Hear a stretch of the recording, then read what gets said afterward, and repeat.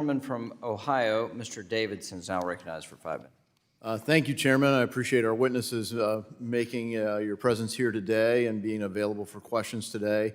Not long ago, we had some small and regional banks that didn't manage interest rate risk well and had some other challenges that led to a one-year program at FDIC to prop up banks, in part due to the way that rates were either, treasuries were either held as available for sale or held to maturity. That doesn't really change, whatever designation the banks make, doesn't really change the cash flow off of the bonds that they're holding. And frankly, the Federal Reserve has the same challenge. So, Mr. Barr, is the risk from that interest rate risk passed, or has it been adequately dealt with by the instruments put in place, or are there lingering risks from this dynamic? Thank you, Congressman. Banks have taken a number of steps to reduce their interest rate exposure to better manage that risk over time, but we still do have some institutions with significant unrealized losses on their balance sheet. And when combined with other risks, that can present problems for the system. When combined with, for example, concentrated commercial real estate exposure or high level of uninsured deposits. So we're watching that very carefully.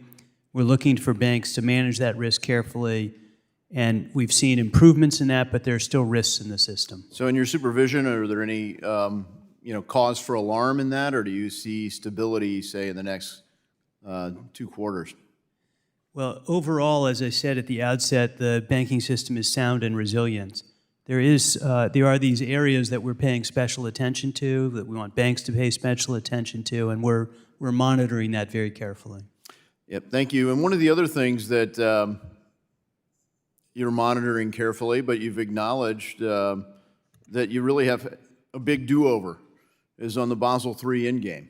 And so given the size and scope of these, quote, broad and material changes, wouldn't it be more appropriate and less subject to legal challenge to withdraw the initial proposals, make the changes, and then repropose in a single unified text? Congressman, we adhere to the Administrative Procedure Act. We did that in the initial proposal. We've done that and are ready to do that in a reproposal. But as I indicated at the outset, given I think the importance of making sure this rule is durable and is lasting in serving the American public, my view is that it's appropriate to wait until my new colleagues come in from the OCC and the FDIC. We have an opportunity to look at that together, and I get their policy input, they get my input, and we have a conversation about it. Thank you. I'd encourage you to continue to work with Congress here, as I think the courts have made clear that when it comes to the law and some of these scope changes, really the legislative body is supposed to weigh in on these matters, not just the administrative state.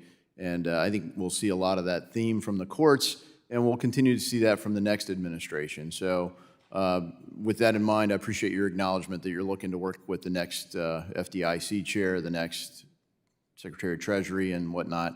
One of the areas where the Administrative Procedures Act wasn't followed is with you, Mr. Grunberg. When you look at information on deposits in the recent broker deposit proposal, something that should have occurred before the proposal was to follow the Administrative Procedure Act. Do you agree that your rulemaking has put the regulatory cart before the data horse? Respectfully, Congressman, I think we've proceeded appropriately on 2 paths here that are really quite important. So just succinctly, could you tell me from, 2020 final rule was done, and then you come in and suddenly there's a need to change it. What problem are you purporting to correct? Transparency in regard to bank reliance on broker deposits, which 2 FDIC studies have found have a correlation with bank failures. What studies, what recent data shows it? Because they did follow the Administrative Procedures Act and did present their data, and they went through a long, structured rulemaking process that you haven't followed. So where's the data? Yeah, well, we issued a notice of proposed rulemaking.